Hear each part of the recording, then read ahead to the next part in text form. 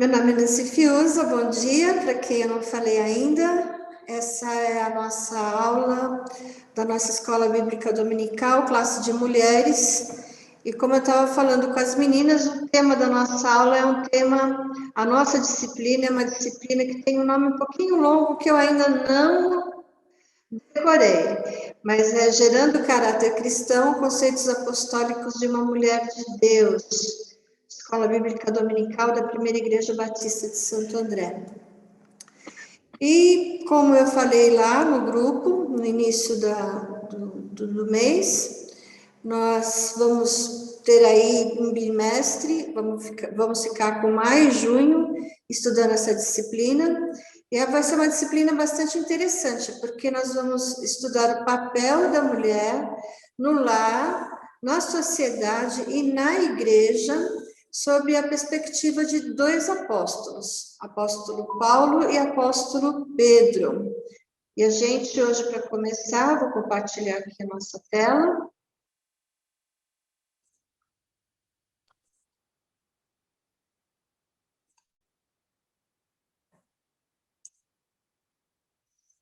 Chegou aí a tela? Sim, chegou. Aí vocês estão vendo, né? Mudei um pouquinho a carinha dos nossos slides para ficar algo bem feminino, né? Nós vamos falar bastante sobre o papel da mulher, então eu trouxe o slide hoje num formato um pouco mais que fala a nossa linguagem. Como eu já falei, Gerando Caráter Cristão, hoje é a aula número 1, meu nome é Nancy Fiuza, eu também acho que já falei. Primeira aula. Então, vamos apresentar a disciplina, não? Essa disciplina, ela vai contemplar 7 aulas, que começa a partir de hoje, dia 16 de maio, e nós vamos com ela até o dia 27 de junho, serão 7 encontros. Nós vamos dividir o conteúdo dessa aula em 3 partes. Hoje veremos a introdução às cartas de Colossenses e 1 Pedro, que nós não vamos ver, já avisando, tá, meninas? Nós não vamos estudar as cartas. Nós vamos pegar alguns recortes de cada uma dessas cartas, os recortes onde Paulo e Pedro falam especificamente sobre o papel da mulher, ok? Sobre a mulher cristã, e nós vamos estudar essas partes específicas.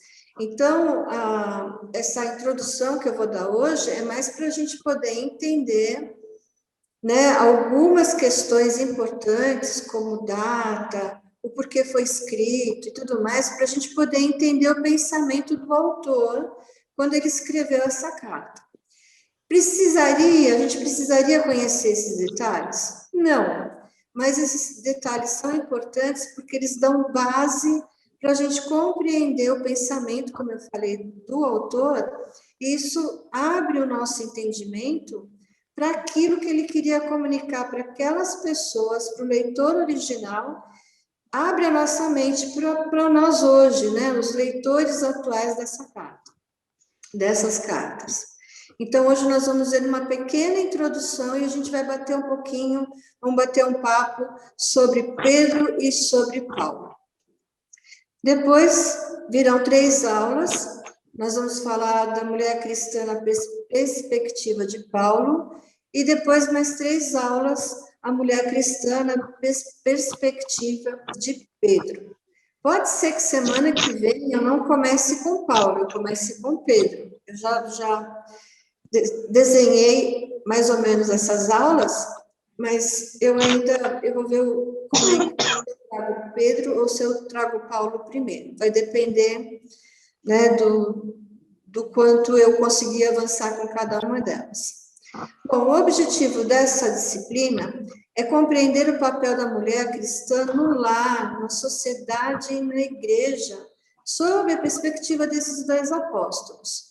Os 2 viviam contextos diferentes, pregavam o mesmo evangelho, serviam o mesmo Senhor, discípulos do mesmo Senhor, mas um chamado para os gentios e outro chamado para os judeus, né, para o povo de Israel, para aquelas ovelhas da casa de Israel. E os dois também tinham histórico de vidas diferentes, tiveram histórico de vidas diferentes também em relação ao seu convívio com o Senhor Jesus. E isso deixou marcas nos dois apóstolos, né?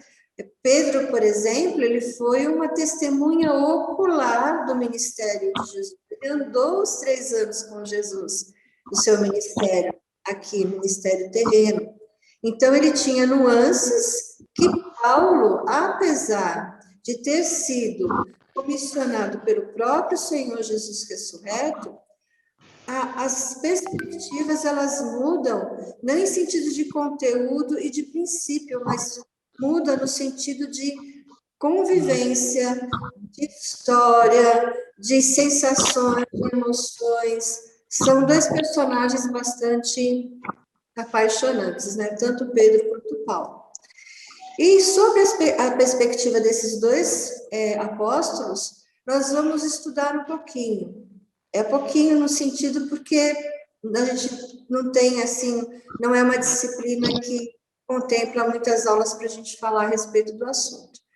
Sobre o papel da mulher cristã no lar, na sociedade, na igreja. Ok?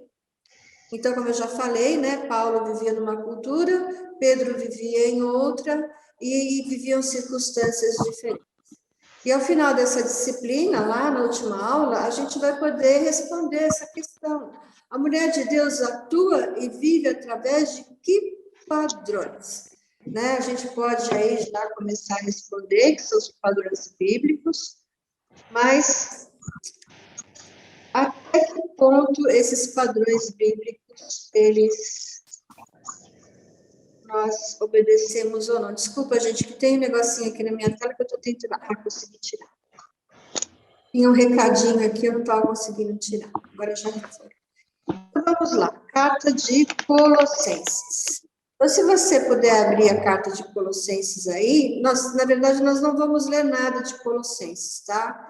De repente, enquanto eu estou falando, se você quiser dar uma folhadinha aí pelo livro, se a sua Bíblia é como a minha, né? A minha, ela tem subtítulos, né? Não são títulos inspirados pelo Espírito Santo, são títulos que foram introduzidos na Palavra de Deus pelo editor da Palavra de Deus, mas eles, se a sua Bíblia tivesse subtítulos aí em cada capítulo, eles ajudam a gente a ter uma base, né? Ajuda a gente a ter como se fosse uma mapinha para a gente ir entendendo a carta. Bom, o autor, né, é Paulo, lógico, né, o apóstolo aos gentios. Nós vemos isso lá em Atos 9, o comissionamento de Paulo, quando ele está indo para Damasco, com cartas para perseguir e prender as pessoas da igreja. E Paulo tem um encontro com o Senhor Jesus na estrada, a caminho de Damasco, e ele tem os seus olhos cegados, não é?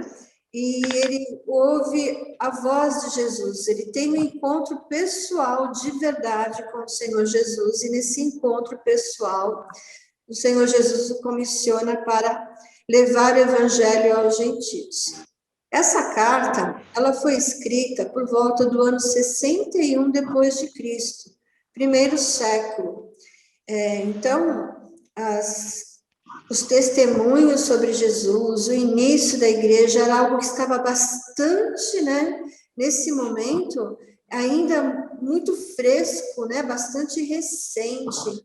Então, Paulo, ele não só ele era um perseguidor da igreja ali no início do seu ministério, antes do seu ministério, como ele também tinha uma base de conhecimento de como o cristianismo nasceu e de como o cristianismo estava avançando de uma maneira tão eficaz ali naquele período da história, no primeiro século, logo depois que Cristo morreu, ressuscitou e ascendeu aos céus.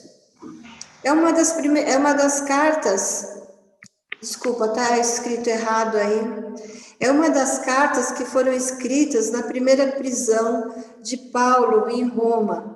Então, junto com Filipenses, o Filemon, né, Efésios, essa carta foi escrita lá da prisão, quando ele estava em Roma.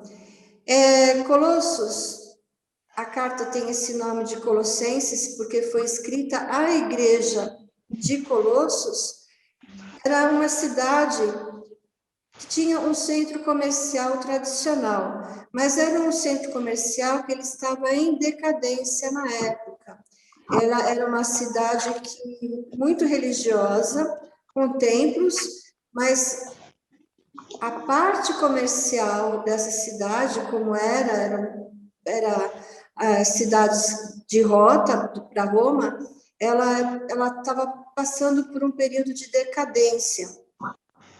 E Epáfras era o pastor e fundador dessa igreja. Quem era Epáfras, né? Epáfras é um discípulo de Paulo, que provavelmente ele escutou o evangelho e se converteu a ele através da pregação de Paulo, no período em que ele estava em Éfeso, pregando lá em Éfeso, que ele estava ali constituindo igreja em Éfeso, plantando a igreja em Éfeso. Então, Epáfras ouviu o evangelho, Paulo foi o seu pai espiritual, e ele volta para Colossos. E quando ele volta para Colossos, ele começa a pregar o evangelho, uma igreja nasce através da sua pregação, ele começa a pastorear essa igreja. Então, Epáfras é um filho na fé de Paulo, mas Paulo, né, ele não visitou Colossos, Paulo ele não esteve em Colossos, Paulo não conhecia a igreja de Colossos, ele conhecia Epáfras e ele tinha notícias daquela igreja através da vida desse discípulo. E quando Paulo foi preso, Epáfras fica sabendo da sua prisão e vai visitar o seu pai espiritual para saber como que ele está na fé. E ele aproveita para também comunicar e pedir orientações ao apóstolo Paulo sobre algo bastante interessante que estava acontecendo na igreja de Colossos, que era a infiltração de uma determinada heresia dentro da igreja. E é uma heresia tão específica, peculiar, desculpa, não específica, mas peculiar, diferente das outras da época, que ela recebeu o nome de heresia de Colossos, porque ela, na época, ela só estava sendo... ela só ocorria naquela igreja. E essa heresia, ela era uma mistura, né, de judaísmo, porque provavelmente os historiadores dizem que ela começou nas sinagogas. Então, ela tem esse teor judaizante que Paulo vai combater na carta. Também era uma religião, uma heresia sincrética, porque além dela vir do judaísmo, né, iniciando lá nas sinagogas, ela já saiu da sinagoga trazendo elementos de outras religiões também, não é?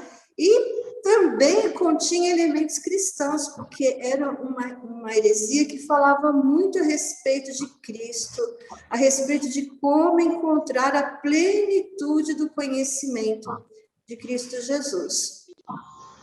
E também era uma religião que incorporava as religiões de mistério dos pagãos ali da região, dos templos pagãos da região.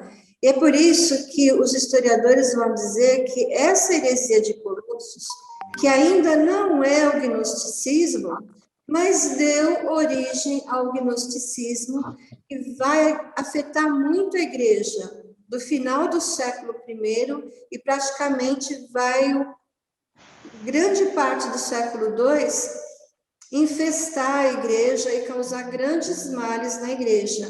E lá no século II, o Espírito Santo ele vai levantar muitos servos do Senhor comprometidos com a palavra para lutar contra o gnosticismo. E qual a importância de Colossenses para nós hoje? A relevância que ela tinha lá para os autores, para o autor, para os seus leitores iniciais, e qual a importância que tem para nós hoje, os leitores atuais dessa carta ou dessa epístola. Então, quando a gente fala de Colossenses, Filipenses, Filemão, Efésios, Romanos, nós chamamos essas partes da Bíblia de cartas ou de epístolas. Tá bom? Então, de vez em quando eu vou falar epístola, de vez em quando eu vou falar carta, tá bom? Mas é a mesma coisa. Primeiro fato que a gente vai encontrar a respeito da relevância dessa carta consiste no fato de que ela é a que fala mais a respeito da pessoa de Cristo e da sua obra, apesar do tamanho dessa carta. Se a gente, né, der uma folheadinha aí, se você folhear junto comigo a carta aqui, ó, eu virei 2 páginas e acabou a carta, não é? Ah, como? Acabou. 4 capítulos. Mas são os 4 capítulos que contêm a doutrina, né, a teologia a respeito de Jesus Cristo, a mais, assim, a que fala mais, vamos dizer assim, a respeito da pessoa de Cristo e da sua obra. Então, é uma carta bastante cristológica, que a gente vai encontrar muitas informações a respeito da pessoa e da obra de Jesus Cristo, apesar de ter somente 4 capítulos. O segundo ponto dessa relevância, dessa carta tão bonita, que é a carta de Colossenses, ela vai nos ensinar de que maneira nós, hoje, no século XXI, podemos viver uma vida cristã real, né, diante dos desafios da nossa cultura, da nossa época, das circunstâncias do nosso cotidiano. Uma carta escrita, né, 2000 anos atrás, não é? Que tem tanta relevância para nós hoje, do mesmo jeito que tinha para aquelas pessoas daquela época, daquela cidade, daquela igreja. E outro fato, né, que eu não coloquei aqui no slide, mas é um fato importante também, essa carta, ela tinha por finalidade ser uma carta circular. Então, ela não foi lida só em Colossenses, mas ela também foi lida em todas as outras igrejas ali ao redor de Colossos, né? Ali naquela parte da Ásia, todas as igrejas ali que eram reunidas naquela área, elas receberam cópias dessa carta de Colossenses para que fossem lidas para as igrejas, e como uma forma de prevenção, para que a heresia de Colossos, né, fosse tratada, cuidada, fosse resolvida na igreja de Colossos, mas que ela não saísse, né? Ela não fosse contaminar outras igrejas. Mas, infelizmente, a gente vai ver que essa heresia ela é o princípio do gnosticismo, como eu já falei, e depois essa heresia ela vai contaminar a igreja e vai continuar contaminando no decorrer da história. E a terceira relevância é aprender a combater, né, as tendências, né, da nossa época que assolam a nossa igreja, como aquela tendência dessa heresia assolava aquela igreja. Então, se a gente não tem a pretensão e a gente também não tem tempo de estudar essa heresia. Eu só estou trazendo essa questão para a nossa introdução na nossa aula hoje, para a gente poder entender algumas coisas que a gente vai falar ali no capítulo 3, quando a gente chegar no objetivo da nossa aula, que é estudar o papel da mulher no lar, na sociedade e na igreja. Então, a gente precisa entender por que Paulo estava falando aquilo naquele momento, para a gente trazer para a nossa época, fazer a contextualização e entender que ele estava falando aquilo naquela época e era bom para aqueles cristãos, para aquelas cristãs daquela igreja naquele momento, mas também é muito bom para nós, porque o princípio é o mesmo, porque nós hoje em dia, nós temos muitas coisas infiltradas na nossa igreja. Quando eu falo na nossa igreja, eu falo na igreja evangélica, na igreja cristã, e também assolam a vida da igreja na nossa época, no século XXI.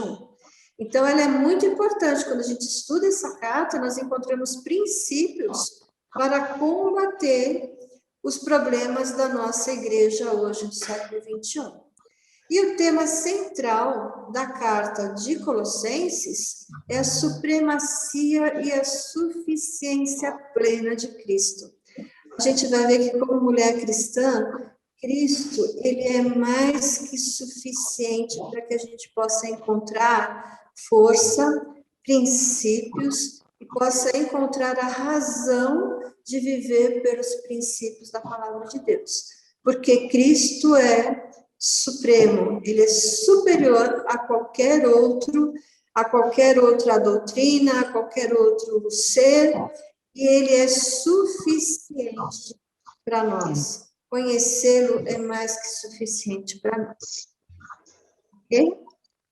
Alguma pergunta antes de passar para a carta de 1 Pedro? Vocês estão vendo que é rapidinho, né? É uma introdução mesmo, bem panorâmica mesmo, só para a gente poder ter um entendimento aí do que a gente vai falar um pouquinho lá na frente. Oi, Nancy, tá me ouvindo? Deixa eu interromper aqui. Quem é? Oi, Nancy, é Berenice, tá me ouvindo? Tá bem baixinho. Tá bem baixinho? Melhorou? Melhorou. Então, eu queria só pedir a gentileza das irmãs que estão com o microfone aberto na hora que você está falando, porque está dando interferência para a gente aqui que está ouvindo, para deixar desligado, ligar só quando for falar. Se for possível. Já, tá desativado já. Ok, obrigada. Imagina, eu que agradeço. Alguém quer fazer alguma consideração, alguma pergunta antes da gente passar para a carta de 1 Pedro?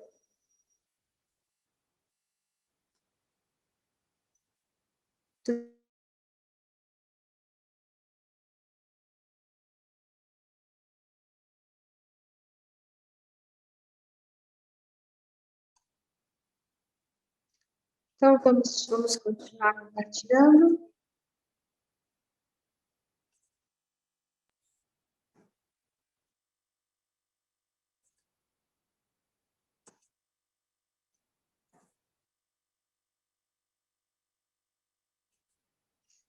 Bom, 1 Pedro.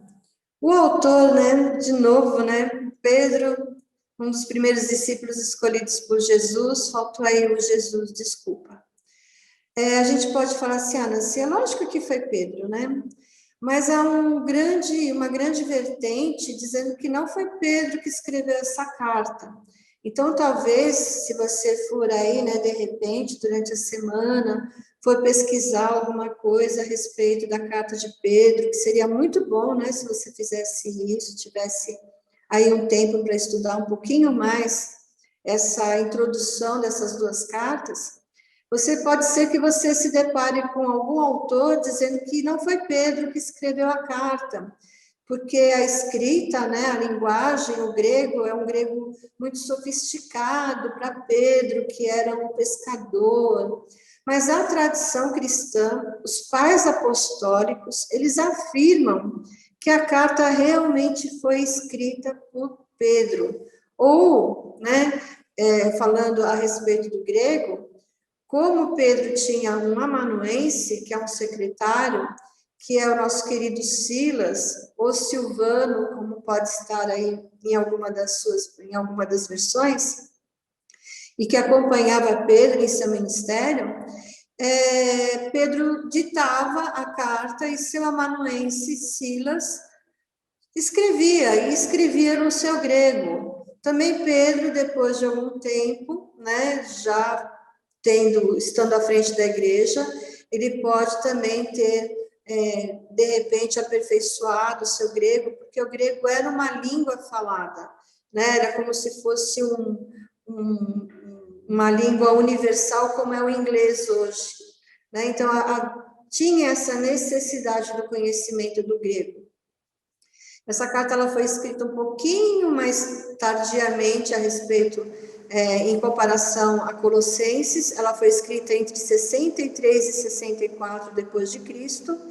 E os destinatários da carta de Pedro, né, se você ler aí capítulo 1:1, aos eleitos de Deus, peregrinos dispersos, né, no Ponto, na Galácia, na Capadócia, na província da Ásia e na Bitínia.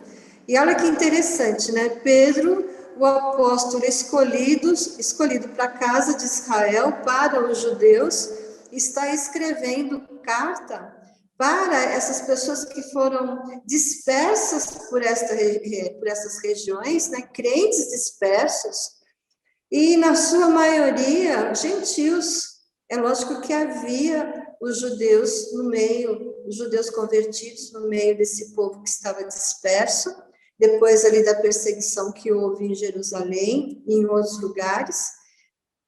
Mas é interessante, né? Um apóstolo que foi escolhido para falar para judeus, de repente ele está falando, enviando instruções para uma igreja dispersa, mas uma igreja que é predominantemente gentílica, formada por não-judeus.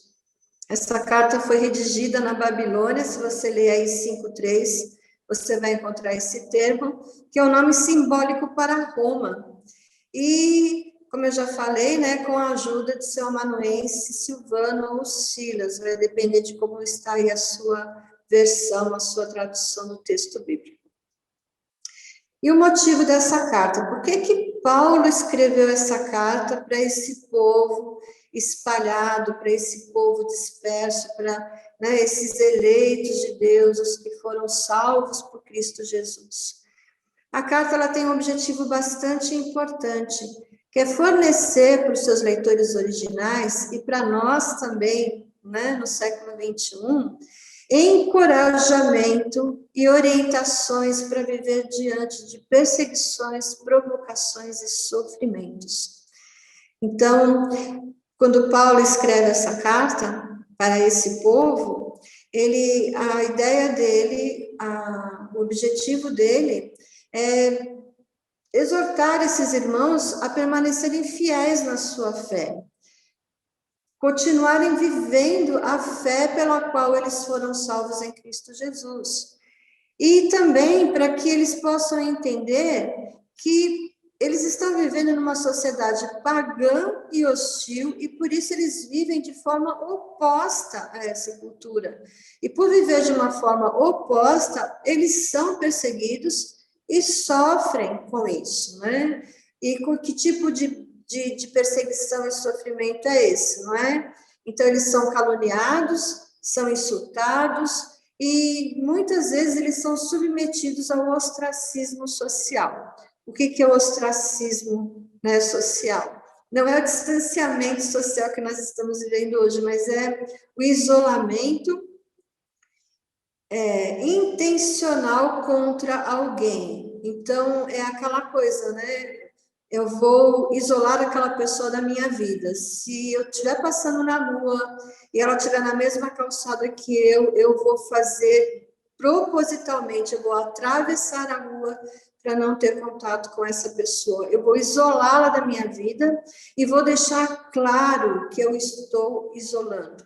Vou deixar claro para a pessoa de que ela não é mais bem-vinda, né, ao convívio junto comigo. Isso é o ostracismo social. E algumas religiões hoje, infelizmente, elas praticam isso.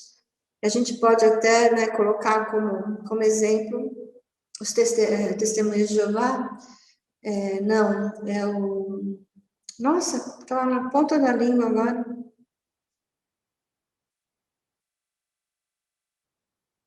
É os testemunhos de Jeová mesmo, que quando saem da religião, as pessoas daquela igreja, elas simplesmente banem a pessoa da vida dela. Não conhecem, não atendem, não convivem mais com ela, simplesmente negam a existência dela, e essa negação, ela é proposital. E também, para dizer, e essa, né, perseguição, também ela era feita através de intervenção policial local sem motivos justos. Então, Pedro, quando escreve essa carta para aquele povo, ele está escrevendo para que essas pessoas encontrem nessa carta não só princípios, não só instruções para passar por isso, mas também encontrem, né, consolo, né, em Cristo Jesus, na graça de Deus, para passarem por esses problemas, por essas perseguições, por essa questão toda. Essa perseguição que eu estou falando aqui não é a perseguição romana, do Império Romano contra o cristianismo, na proibição da religião, ok? Essa perseguição do Império Romano, ela só vai acontecer um tempo depois dessa primeira perseguição que esse povo está passando. Essa primeira perseguição é mais uma perseguição de cunho religioso, de diferenças religiosas, principalmente dos judeus contra o cristianismo. Eles faziam de tudo para perseguirem os cristãos, tanto que Paulo, né, um dos perseguidores dessa igreja, e Paulo não era ligado ao Império Romano, ok? Então, a gente precisa entender bem o contexto dessa carta nesse momento, que ainda não é aquela perseguição do Império Romano, sob a qual Pedro e Paulo vão morrer nas mãos de Nero. A igreja vai ser perseguida de forma cruel, né? Nesse tempo, havia uma certa crueldade, né, na perseguição, um certo peso de sofrimento, que não se compara, né, em sentido de gravidade, ao que aconteceu sobre a perseguição de Roma. A perseguição de Roma foi algo muito, muito, muito, muito pesado para os cristãos da época. Os mártires, houveram muitos mártires, mas a gente também não pode negar a importância dessa primeira perseguição. Essa perseguição, ela teve um papel muito importante no Evangelho de Jesus, porque foi a partir dessa perseguição que a igreja foi pulverizada pelo mundo, né? A gente lê lá Atos 1:8 e vê o comissionamento da igreja para Jerusalém, Judéia, Samaria e até os confins do mundo. E quando a gente lê Atos 8:1, a gente vai ver a perseguição da igreja, fazendo com que a igreja saísse de Jerusalém e fosse para outros locais, para outras cidades, e isso ajudou o evangelho a começar a expandir para outras áreas, para fora de Jerusalém. Foi uma perseguição religiosa que teve apoio do Sinédrio, que teve apoio de Roma no primeiro momento, mas ainda não era a perseguição de Roma. Foi uma perseguição difícil, muito difícil, tanto que Pedro escreve essa carta de encontro ao sofrimento desses cristãos que estavam padecendo desse sofrimento. E qual a importância de 1 Pedro? Bom, primeiro é mostrar ao cristão de hoje, né, como viver de forma digna ao Senhor diante de sofrimentos e perseguições. A gente falou dessa primeira perseguição, estamos falando dela, que foi uma perseguição difícil. Depois veio uma perseguição mais difícil ainda e mais sofrida, que foi a perseguição do Império Romano contra o cristianismo. Depois houve um período, né, entre aspas, de paz, porque a igreja cristã, ela foi considerada como a igreja oficial de Roma durante um bom tempo, mas o ódio contra a igreja, o ódio do mundo contra a igreja sempre existiu, e sempre houve perseguição, e sempre haverá perseguição. Se nós fôssemos fazer um estudo mais profundo a respeito de perseguição, nós veríamos que no século XX, só no século XX, morreram mais cristãos por perseguição do que toda a história da igreja até a chegada do século XX, principalmente nas mãos dos governantes de países que são contrários ao cristianismo, que proíbem o evangelho, que perseguem, né, os cristãos de forma bastante dura. Vira e mexe, a gente recebe notícias de que igrejas foram atacadas, incendiadas, que crentes foram executados de maneira cruel, não é? A todo momento nós recebemos essas notícias. E essa perseguição provoca mártires, né? E esses mártires são exemplos para as nossas vidas, e também é através do sangue desses mártires que muitas igrejas têm sido fundadas, né? O sangue desses mártires tem sido a semente do evangelho em muitos lugares. Como eu já falei, século XX foi algo assim terrível, e nós entramos no século XXI com a mesma tônica de perseguição, e continuamos, né, como eu já disse, recebendo notícias terríveis a respeito de perseguição. Então, da mesma forma como aqueles cristãos precisavam aprender de forma digna ao Senhor, nós também podemos e precisamos aprender a viver esse cristianismo digno do Senhor, viver a vida cristã de forma digna do Senhor, que nos leva ao segundo ponto, né? Que é nos ensinar a se viver. Como mulheres cristãs vivem no século XXI? Nós, mulheres cristãs, vivemos de uma forma digna ao Senhor diante das nossas dificuldades, diante das circunstâncias que nos cercam, diante dos nossos desafios, diante das perseguições que sofremos. Aí talvez você possa falar, mas no Brasil a gente não sofre perseguição. Sofremos sim, de uma maneira mais velada, na maioria das vezes, mas sofremos sim, e outras pessoas sofrem perseguição direta, ou de seus parentes, ou de onde trabalha, ou de onde estuda, mas enfrenta sim perseguição. E o tema central da carta de 1 Pedro é a genuína graça de Deus na vida do cristão. Então, como é que nós conseguimos passar por perseguição? Como que nós conseguimos viver uma vida de insultos? Como é que nós conseguimos passar pelo sofrimento de viver contra uma cultura, de viver contra princípios de uma cultura corrompida? Entendendo, conhecendo e recebendo a graça de Deus nas nossas vidas todos os dias. É a graça de Deus que vai nos impulsionar a ter essa vontade, né? Essa paixão por Cristo, de viver por Ele, para Ele, através da sua graça. Ok? E agora, a gente vai, né, inserir lá compartilhar a nossa tela, porque hoje na nossa primeira aula eu quero bater um papo com vocês, né? Eu quero que vocês participem um pouquinho dessa primeira aula, da gente conversando, e eu vou fazer algumas perguntas para vocês.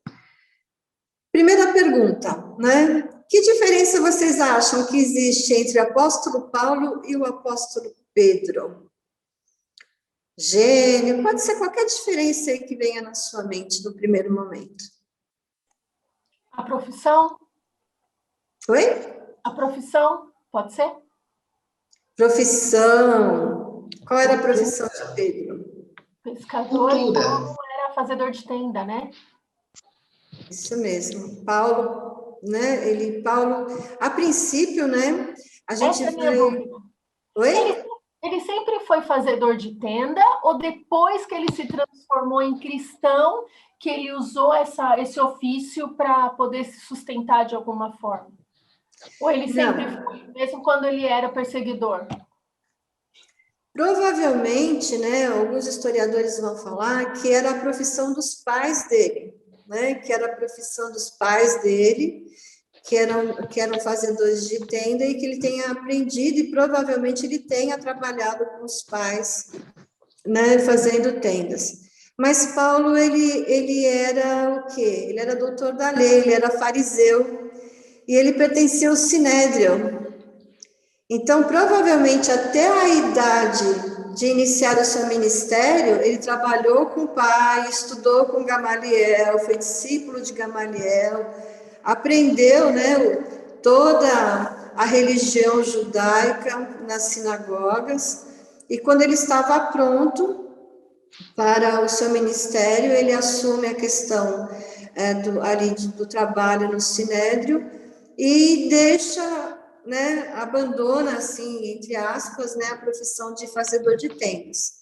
E depois que ele se converte ao Senhor Jesus, ele começa a ser perseguido, né, porque ele, naquele momento, a partir do momento que ele começa a pregar, e a pregação dele foi praticamente instantânea, né, ele se vê cego, lá na rua direita, vai, Barnabé não, desculpa, esqueci, perdi o nome alguém me ajuda, Tânia, o nome do que foi ali orar com ele. Cornélio? Cornélio, não é Cornélio. Não. Ananias? Não. Gente, que branco. É Ananias, sim. É Ananias. É Ananias. É Ananias. É Ananias? Nossa, me deu um branco agora. E até voltar lá. Bom, então ele vai, ora, e ele vai com medo, né? Porque ele está com medo de fazer. Esse cara é perseguidor do evangelho, é perseguidor de crente, ele vai me prender. Ele chega lá, encontra um Paulo totalmente emocionado, contrito diante do Senhor, e ele já começa a se preparar para pregar o evangelho. Ele entende que ele foi comissionado aos gentios. E ele já não tem, então, essa questão mais profissional, então ele volta a fazer tendas como uma forma de poder se sustentar e sustentar o seu ministério. Já Pedro era um pescador, se nós lemos lá em Mateus 4, logo depois que Jesus passa pela tentação no deserto, ele sai e já comissiona Pedro para ser o seu discípulo, já chama Pedro para ser pescador de homens, e Pedro já o começa a seguir. Pedro era um homem humilde, um pescador, e provavelmente o conhecimento religioso de Pedro era, entre aspas, né, inferior ao conhecimento de Paulo, por Paulo ser do Sinédrio, por ser um fariseu, um doutor da lei. Então, essa diferença é uma diferença bastante crucial entre os dois, e para o entendimento da carta, não, desculpa, da nossa matéria, porque a gente vai ver a influência de Pedro no judaísmo e a influência de Paulo também a respeito também do judaísmo. Ele era um judeu de judeus, ele vai dizer isso, mas ele também tinha uma influência, uma criação grega, ele também era cidadão romano, tanto que quando ele vai ser julgado, ele fala, não, eu sou cidadão romano, eu tenho direito a um julgamento digno, decente, e ele é levado para Roma para ser julgado, né, ter esse direito garantido de ser cidadão romano.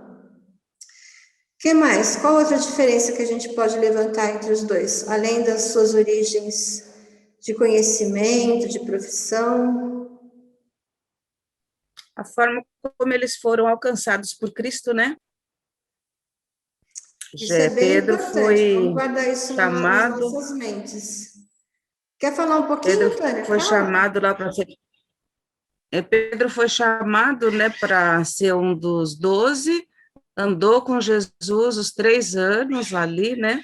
Aprendeu, viu, ouviu, sentiu, chorou, negou, e depois que viu o Espírito foi o pai, né, da igreja, o começo lá. E Paulo, ele também teve um encontro com Cristo, né, mas só que de uma forma diferente, igualmente depois aprendeu e também foi bem usado, mas foram formas bem diferentes, né, com Jesus, a forma como eles se converteram e cresceram, né, tiveram o conhecimento ali. Isso mesmo. Olha que legal. Pedro, ele viveu 3 anos com o homem, né, o Deus homem e o Deus, né, filho. E Pedro, ele teve experiências com o homem Deus, com aquele que sofria, com aquele que tinha dor, com aquele que tinha sede, com aquele que ficava cansado. Pedro foi uma testemunha ocular do ministério carnal de Cristo, não é? Olha a autoridade que Pedro tinha para falar algumas coisas em relação ao ministério de Jesus, porque ele era uma testemunha ocular de tudo que aconteceu com Jesus. Então, quando a gente lê o apóstolo Pedro, a gente fica, eu pelo menos fico encantada, porque eu fico assim, meu Deus, que autoridade que esse homem tem para falar sobre sofrimento. Ele viu o sofrimento do Senhor Jesus, como só aqueles apóstolos viram, não é? Já Paulo, ele teve um encontro com o Senhor ressurreto, com aquele homem com o corpo glorificado, não é? Com aquele Deus Filho glorificado. Então, uma visão totalmente diferente da visão daquele homem de pé sujo, andando no deserto, cansado. É um Cristo glorificado, ressurreto. E Paulo mesmo vai dizer que não há diferença daquele Cristo para o Cristo terreno, para o homem terreno. Olha só que interessante. Mas a perspectiva é uma perspectiva diferente, tanto que Paulo, nos 3 primeiros anos, logo após a sua perseguição, o que ele faz? Ele se retira, tem um tempo para rever os seus conceitos religiosos a respeito do Pentateuco, da lei, dos profetas, e depois desse tempo, o que ele faz? Ele vai para Jerusalém conversar com Pedro, que nesse momento, como a Tânia falou, é o líder da igreja. Pedro foi levantado como o líder, vamos dizer assim, de todas as igrejas locais, de todas as reuniões, né? Um líder mesmo. Todos confiavam em Pedro como aquele que governava a igreja naquela época. E Paulo vai ter um encontro com ele, para quê? Para ter essas informações que Pedro teve nesse andar íntimo com o Cristo homem, com o Deus homem, antes de ser glorificado, antes da ressurreição, antes de ser elevado aos céus. Mas, como a Tânia falou, foi o mesmo encontro com o mesmo Cristo, maneiras diferentes, mas com o mesmo peso de comissionamento, com o mesmo peso de responsabilidade, chamados a uma missão, assim como Pedro para os judeus, Paulo para os gentios. Isso é bem importante a gente guardar na nossa mente, quando a gente começar a falar a partir da semana que vem, a respeito ou de Colossenses ou de 1 Pedro. Por exemplo, olha só como é importante. Lembra que nós falamos a respeito das bem-aventuranças? A respeito do sofrimento e da perseguição? Pedro, 1 Pedro, vai falar intimamente para aqueles seus leitores a respeito de como passar por aquele sofrimento e perseguição que Jesus pregou ali no Sermão do Monte. Pedro estava presente nesse Sermão do Monte, não é? Então, olha a relevância do conhecimento de Pedro nessa questão. E já quando a gente for falar de Colossenses, é o mesmo Paulo que na carta de Efésios falou de uma alegria incompreensível, não é? Tanto que é uma carta também escrita da prisão. Então, lá na prisão, ele escreveu uma carta falando que sim, nós somos um povo alegre, sim, nós somos um povo feliz, sim, nós podemos todas as coisas naquele que nos fortalece. É o mesmo Paulo que está escrevendo a respeito do quê? Tratando uma heresia que está assolando uma outra igreja ali, que ele não conhece, que ele não formou, que não se iniciou com o seu ministério, mas que está sendo profundamente afetada por essa heresia. Então, a gente precisa trazer esses dois conceitos para as próximas aulas. Em 1 Pedro traz esse conceito de Pedro, por ter vivido com o Senhor Jesus, sendo uma testemunha ocular, então traz toda essa autoridade a respeito, né, dessa perseguição que esses cristãos estão sofrendo, e Paulo, por essa questão de conhecer tão bem, né, a cultura, as dificuldades religiosas, os impedimentos daquela cultura, daquelas questões rudimentares dessas religiões de mistério, então trazer também isso para o nosso entendimento. Então, Colossenses, uma igreja, Colossos, que está vivendo uma heresia, e os dispersos cristãos que estão passando por perseguição, e esse contexto de vida, tanto de Pedro quanto de Paulo. Mais alguma coisa a respeito de Pedro e de Paulo que alguém quer compartilhar? Eu queria sim, assim. Eu vejo assim, são totalmente em cultura diferente com o outro. Mas chega nesse ponto, que tanto Pedro quanto Paulo, eles já nivelam, eu vejo assim, eles se igualam, porque a igreja já era movida pelo Espírito Santo. Então, tanto Paulo como Pedro já começam a se igualar, porque chegou num ponto, quando o Espírito Santo desceu, a igreja é movida e ensinada pelo Espírito Santo. Então, eu vejo que há uma autoridade igualada. Só que com culturas diferentes, o Espírito Santo usa eles da maneira que eles querem, no lugar que, né, usa na habilidade de cada um. Mas são agora tendo as mesmas experiências, mesmo um sobrenatural de Deus naquela época, da igreja primitiva, mas os dois viveram o mesmo momento. Eles viveram momentos diferentes, por pessoas diferentes. Não é que é pessoas diferentes. Jesus, né, presente, e apóstolo Paulo vai viver outro, né? Mas há se igualam aí. Eu vejo que a igreja é movida pelo Espírito Santo. Então, houve nivelou tanto Pedro quanto Paulo, mas não em cultura e não na ação. Mas o Espírito Santo é o mesmo, né? As experiências são as mesmas.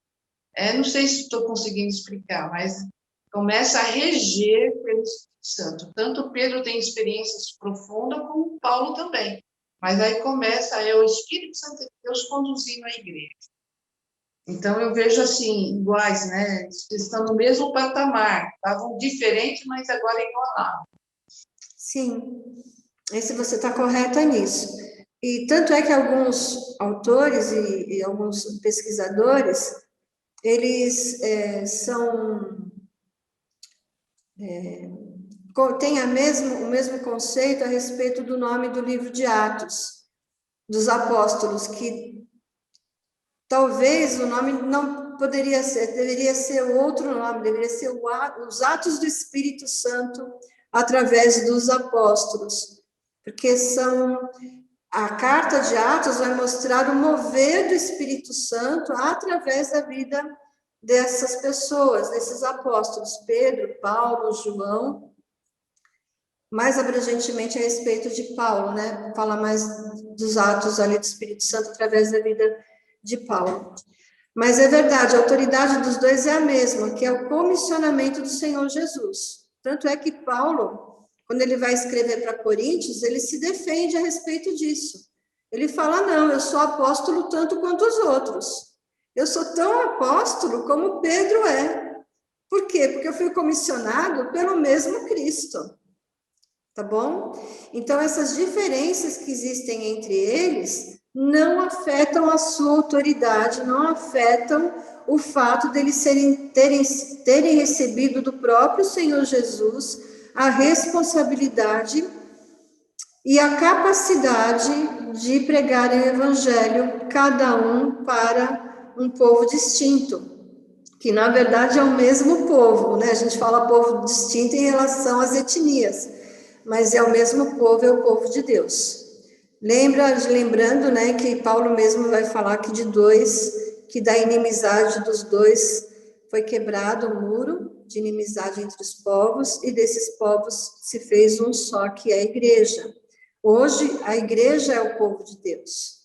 A gente fala de Jerusalém, a gente vê toda essa preocupação das guerras ali, principalmente agora, e a gente fala do povo de Deus, mas se nós formos bem sinceros, nós vamos ter que reconhecer que a igreja é o povo de Deus. É a igreja que agora recebeu essa denominação. Então, isso normalmente não tira a autoridade de nenhum dos dois, não por um ter sido do Sinédrio, mestre da lei, o outro ter sido pescador. Um vai pregar para gentio, o outro vai pregar para judeu. Né, tem a sua história de conversão de uma forma, o outro de uma outra forma. Isso, nada disso tira a autoridade dos dois, porque, como a Maria Helena falou, é o Espírito Santo que está agindo através deles. Não são eles os agentes, mas é o Espírito Santo usando vasos de barro, assim como usa as nossas vidas hoje. Não somos nós que fazemos, né? Nós só somos vasos na mão do Senhor para que Ele use para um determinado propósito, né? Gerado para nós de acordo com a boa, perfeita vontade dEle. Nós vamos mudar um pouquinho de assunto e vamos falar a respeito de igrejas. Oi, Nancy, pode falar. Então, eu ia falar que a grande diferença de Paulo e de Pedro, para mim, na minha visão, tá? É que, apesar dos dois terem autoridade, apesar dos dois terem aquela visão voltada para Cristo, a grande diferença, para mim, no meu entender, é que Paulo nos ensina a crer em Cristo sem vê-lo, entendeu? E, assim, ter aquele amor por Cristo sem vê-lo. Então, eu acho que ele abrangeu tantas pessoas porque ele demonstrou que Cristo é aquele amor mesmo, sabe? Aquele amor incondicional a todo mundo, né? De amar o próximo, de amar a sua esposa, de amar seus filhos.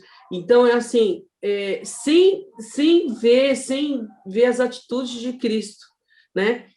Pedro já viu a visão, então ele fala do casamento, ele fala do amor de Cristo, ele fala do sofrimento de Cristo. Mas Paulo fala de uma forma que ele não viu, mas ele creu naquilo, entendeu? Como sendo realmente o centro da vontade de Deus para ele, né? Então, eu acho que a grande diferença é essa. Então, por isso que as palavras de Paulo atingem muita gente que nunca viu, né, Cristo, porque você lendo todas as palavras dele, você começa a crer naquilo que pode trazer para a sua vida, né? É isso que eu vejo a grande diferença de um e do outro.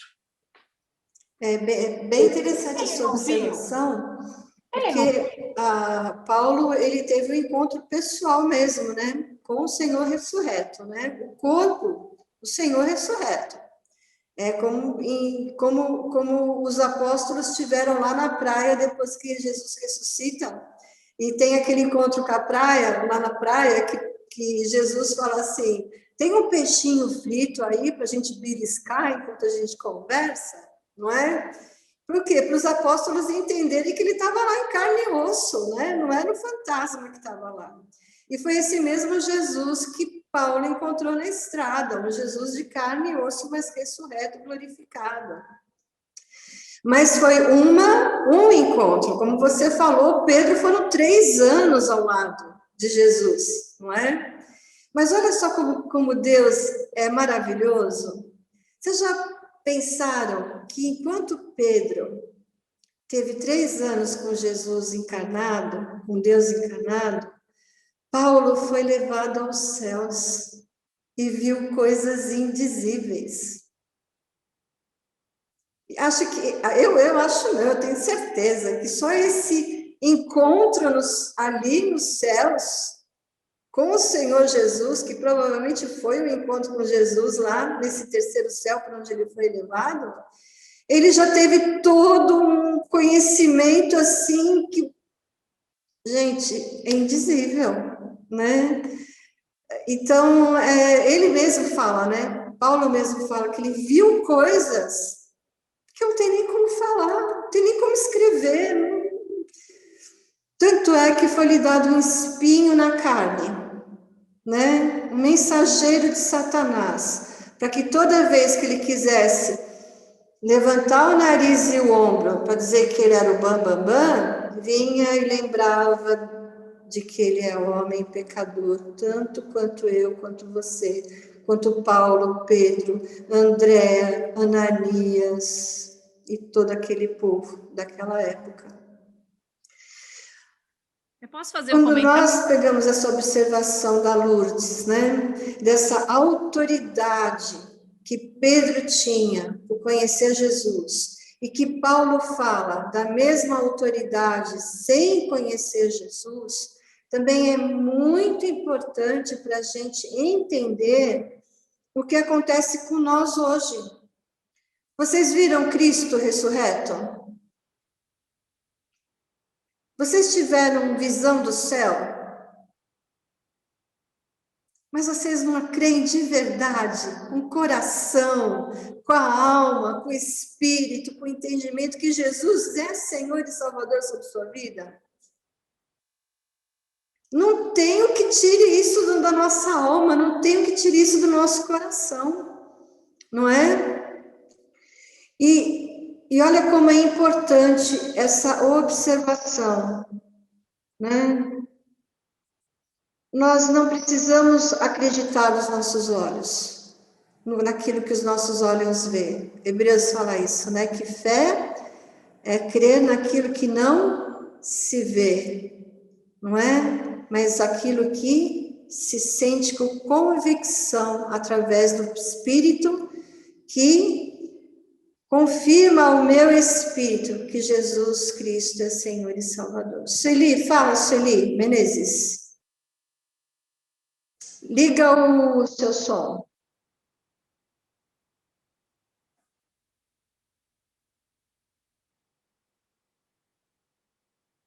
Liga o áudio. Ah lá. Tá me ouvindo bem? Sim. Então, só quero fazer um comentário a respeito da diferença ministerial, né, de Pedro e de Paulo, porque ainda que os dois foram chamados, né, e comissionados pelo Senhor Jesus, Pedro, ele teve um ministério mais local, né, voltado ali para uma igreja local ali em Jerusalém. É claro que ele também pregou para gentios, né, quando ele foi pregar ali para Cornélio, mas Paulo, ele teve um ministério ali mesmo missionário, desbravador mesmo, de pregar em lugares onde o evangelho não havia chegado, pregar justamente para os gentios. Ele teve um ministério bem diferenciado nesse sentido, né? De que ele não ficava ali num lugar, não era um pastor local. Na verdade, Paulo, ele era um mestre e apóstolo, missionário, né? Pedro também era um apóstolo, mas Paulo teve esse comissionamento com a missão fora, né? Fora ali das portas ali de Jerusalém, e ele alcançou e foi um desbravador, né? Então a gente vê tanto que Paulo também observação. Ele escreveu muitas epístolas, né? Por conta de ter plantado muitas igrejas e tinha essa função de mestre também. E Pedro, né? Como a gente viu hoje, ele escreveu 2 epístolas ou as ditou, né? Como a gente também viu essa observação dele ter ditado essa possibilidade também. Mas os dois tiveram, sim, experiências com Jesus nos seus ministérios, mas Paulo teve um ministério bem abrangente na questão missionária. Isso. A gente pode dizer, né, que Paulo, ele era um pregador itinerante. E nessa sua missão de pregador itinerante, ele ia fazendo aquilo que Jesus o chamou para fazer, plantar igrejas entre os gentios. Né, um missionário. Por isso que nós dizemos que ele era o apóstolo, os pés do evangelho entre os gentios, né? Ele andava literalmente de lugares a lugares, tanto é que ele fazia planos, né? ele fala assim, não, eu vou atravessar, eu vou lá para Macedônia. Aí vinha o Espírito Santo falando, não, espera, não está na hora ainda. Ele se contentava. Não, eu vou para Roma, não, eu vou para Espanha. Ele tinha que sair, ele não podia ficar preso, entre aspas, né, numa igreja só, num local só. Diferente de Pedro, que foi chamado realmente para ser pastor da igreja local de Jerusalém, mas que por sua influência e sua autoridade, ele foi considerado como o líder de toda a igreja. Então, é como se fosse o QG, né, da época, né, da igreja era Jerusalém. Então, tudo que estava voltado para as questões do cristianismo, todos olhavam para quem? Para Pedro. É por isso que Paulo, humildemente, né, humildemente no sentido assim de que ele podia muito bem começar a revelia, né? Não, Pedro me chamou, Jesus me chamou para os gentios, não tem nada a ver lá com Jerusalém, não preciso falar com Pedro. Pedro é apóstolo como eu, mas Paulo tem essa humildade de reconhecer a liderança de Pedro e vai até lá conversar com ele, vai ter com ele, conhecer sobre a vida de Jesus, mas isso também não é uma autoridade máxima, como a igreja romana depois vai dar aos bispos, tanto que Paulo lá na frente, quando ele vê que Pedro dá uma desviada em relação a algumas coisas doutrinárias, Paulo vai lá e puxa publicamente a orelha de Pedro, tem aquela discussão com Pedro, fala, Pedro, não está certo isso não que você está fazendo, Pedro, está errado, menino, volta para o lugar, volta para o caminho, isso aí não está certo. E Pedro reconhece a autoridade de Paulo quando ele fala a respeito dos escritos de Paulo. Fala, não, Paulo, ele realmente escreve meio difícil, sabe? O negócio, você precisa prestar atenção no que ele fala, mas é escritura, é inspirado pelo Espírito Santo. Então, vocês estão vendo que ambos se respeitam, que ambos têm diferenças grandes entre eles, mas que eles se respeitam, e que eles entendem que o trabalho deles é para o Senhor e pelo Senhor, que não são eles, mas é como a Maria Helena falou, é o Espírito Santo conduzindo a todo e qualquer ato que eles venham a fazer em benefício do Evangelho. Eu estou tentando admitir a Sueli aqui, Tânia, mas ela está saindo toda hora. Eu admito também e não sai, admite de novo, sai. Acho que ela não está conseguindo logar. Eu acho que sim. Bom, vamos continuar. Vamos mudar um pouquinho, vamos tirar o nosso foco dos apóstolos. A gente tem aí mais 5 minutinhos para a gente falar um pouquinho sobre heresia. O que vocês acham? Existe algum problema na igreja evangélica nos nossos dias, como tinha lá em Colossos? Eu entendo que tá cheio. Tá cheio, né? Vamos citar algumas aí. Quem pode citar algumas dessas questões sérias que assolam a nossa igreja hoje? Eu penso em duas questões, principalmente. A primeira que eu penso é na questão da teologia da prosperidade, que é uma coisa muito comum aqui no Brasil e que também está se espalhando em outros lugares no mundo, né? Que primordialmente é você acreditar que você dando dinheiro na igreja, você dando dinheiro para Deus, você vai ter uma vida boa. Então, você é servir não a Deus por Deus, mas é servir a Deus pelas bênçãos que Ele pode te proporcionar. Mas eu também vejo uma outra heresia que está começando a ficar um pouco mais evidente, principalmente para a minha geração, né, para as pessoas que estão aí na faixa dos 20, 30 anos, que é a heresia de um Cristo muito mais político do que de um Cristo espiritual de fato. Não que Deus não intervenha na história, não que Deus não intervenha na política, mas é aquela visão de que Jesus veio só para libertar os pobres, ou de que Jesus veio só para defender a moral. E Jesus veio para fazer essas coisas de fato, mas ele também veio para fazer muito mais que isso, ele veio para tirar o pecado do mundo. Então, um Cristo que apenas elimina a pobreza, ou que apenas coloca a família no primeiro plano, é um Cristo manco, é um Cristo muito pequeno perto do Cristo verdadeiro. E as pessoas muitas vezes não entendem isso. Isso mesmo. Por um lado, né, a teologia da prosperidade que assola a igreja já assolou muito a igreja dos Estados Unidos, veio, né, praticamente de lá, né, essa questão da prosperidade, e que já foi muito mais grave no Brasil, mas ainda ela é bem presente. E essa questão também da política, de um Cristo político, né, tanto é que a gente tem muitos aí, né, não vou entrar no mérito, né, mas muitos coletivos cristãos, né, e a gente fica pensando, mas isso é um movimento socialista, é uma igreja, né, o que está acontecendo aí, né?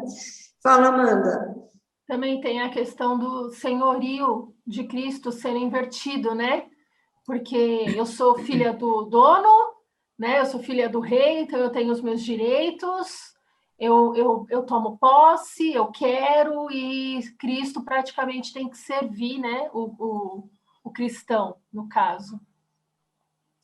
Isso mesmo. A questão da teologia liberal também é muito séria, né? Porque ela questiona a autoridade bíblica, ela questiona os milagres, quase que a existência de Deus, porque se não crê que a Bíblia é a palavra de Deus, se não crê que muitos milagres aconteceram, não tem como. Deus é o mesmo, é o Deus que criou todas as coisas, é o Deus que fez todos os milagres, que continua fazendo e vai fazer. Então, não tem como dissociar, isso é, isso não é. Então, essa questão da teologia liberal, aqui no Brasil, não é tão forte, mas na Itália, por exemplo, onde meu marido ficou lá 2 meses e ajudou a igreja, então lá, por exemplo, a Igreja Batista é muito má vista, porque aceitou assim, caiu de cabeça nessa questão da teologia liberal. Então, é um problema bem sério, né? Eu acho isso também uma heresia, além de tudo que as meninas já falaram. Sim, um falso ensino, né? É um falso ensino que infelizmente, pastores estão assim, quase que, né, de um renome aqui no Brasil, sucumbiram, né, e levaram igrejas a um esfriamento espiritual terrível. O que mais? Tem uma coisa... Fala, Lutz. Não, eu como eu dou curso de noivos, né, e já dei de casados, principalmente como está dentro do que a Tânia falou, da liberalidade, de aceitar tudo, né, com relação ao casamento, ao divórcio, né, hoje eu vejo, assim, Cristo fala assim, às vezes, né, que tudo, nessa liberalidade que tudo pode, você entendeu? Então, eu assim, quando eu ensino, eu falo para eles que, assim, Cristo veio para quebrar essa coisa de que o casamento pode ser várias vezes. Não, o casamento ele é único, entendeu? Você tem que amar sua esposa porque você tem que amar como você mesmo, né?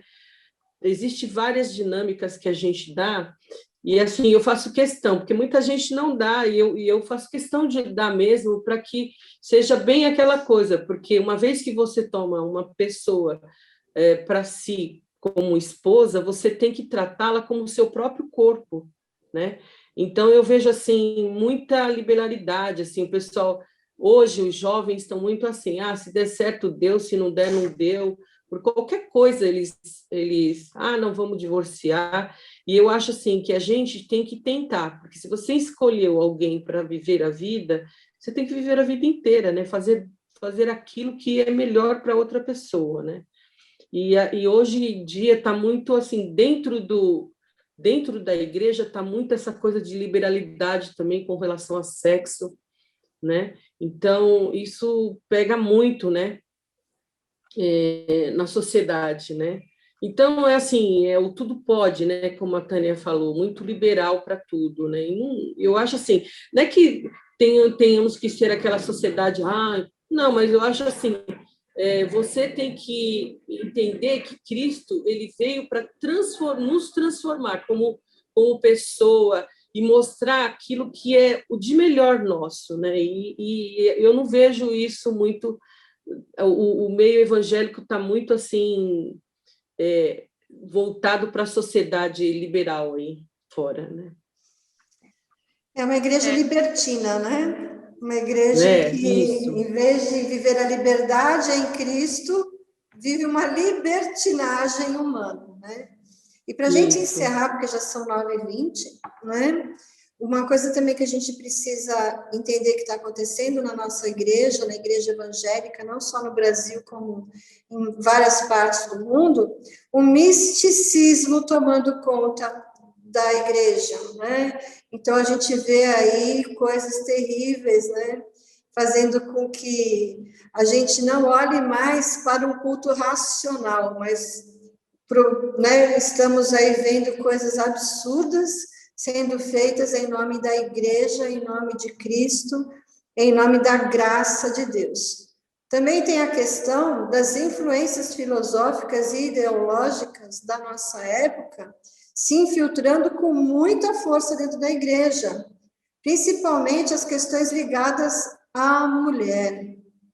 Tanto é que a gente encontra hoje, né, as cristãs feministas. Meu Deus, como é que você consegue ser cristã e feminista ao mesmo tempo na base filosófica, né, teórica, ideológica do feminismo? Não tem como, não tem como. Então, são essas coisas que hoje assolam a nossa igreja e que nós podemos encontrar princípios na carta de Colossenses para que a gente possa combater também isso dentro das nossas igrejas, trazendo para nós, mulheres, né, vamos falar sobre nós, porque é uma sala de mulheres, a responsabilidade do nosso papel cristão no lar, na sociedade e na igreja. E também na carta de Pedro, a gente vai trazer a questão do sofrimento, da perseguição, e vamos levar isso também para o nosso papel de mulher cristã do século XXI, como que nós podemos enfrentar tudo isso vivendo de forma digna ao Senhor. Ok, meninas? Me perdoem, vou terminar rapidinho, porque a gente começou atrasada e eu vou ter que ir lá para o culto, tá bom? Mas que o Senhor abençoe a semana de cada um de vocês. Leiam, né? Tentem dar aí uma lida nessas duas cartas. São duas cartas pequenas, 4 capítulos. Vocês conseguem ler essas cartas aí muito bem. Amanhã, eu vou ver como é que está a condução da aula da semana que vem, e amanhã no grupo eu posto qual carta que eu vou começar, se eu vou começar com Colossenses ou com 1 Pedro. E aí vocês podem ler a carta que a gente vai começar, tá bom? Tânia, a senhora, para a gente encerrar? Amém. Senhor querido, nós queremos te dar graças, Pai, por esta manhã, por essa primeira aula desse assunto tão importante para as nossas vidas. Obrigada pela vida da Nancy, Senhor, pela forma como o Senhor a usou. Obrigada pelas meninas, Senhor, estarem aqui tão cedinho, mas sedentas, Senhor, pela tua palavra. Ó Pai, muito obrigada, Senhor, porque temos ensinamentos na palavra do Senhor, que é a palavra que nós cremos, que é a palavra, ela não contém, não é só uma parte, mas é tudo aquilo que o Senhor quer que a gente saiba, aprenda e viva para a tua glória. Nós queremos pedir que o Senhor nos ajude, Pai, a viver aquilo que o Senhor tem para nós, o nosso papel, Senhor, nessa sociedade, na família, na igreja, onde o Senhor nos enviar, ó Pai. Que o Senhor abra o nosso entendimento, nos ajude a entender, a viver para a tua glória. Abençoa, Senhor, a Nancy na condução dessas aulas, também no seu ministério com as mulheres, na capelania, sustenta a tua serva, Pai.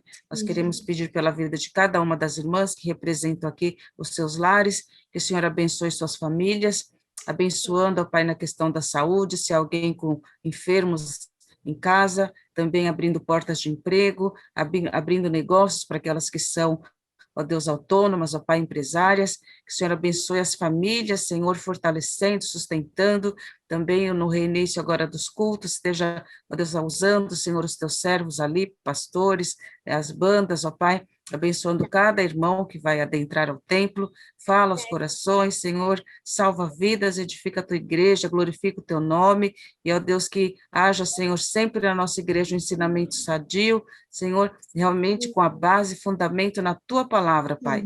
É essa liberalidade, Senhor, que a gente tem visto aí tão comumente, que na nossa igreja, Senhor, seja quebrado, Pai, que não entre em nome de Jesus. Continua abençoando os nossos líderes, pastores, para que tragam o ensinamento correto, Pai, de acordo com a tua palavra, de acordo com aquilo que o Senhor quer que a gente saiba. Em nome de Jesus, amém. Amém. Amém, queridas. Deus abençoe. Um beijo. Tchau, meninas. Boa semana. Qualquer coisa a gente se fala lá no grupo, tá bom? Tchau, tchau.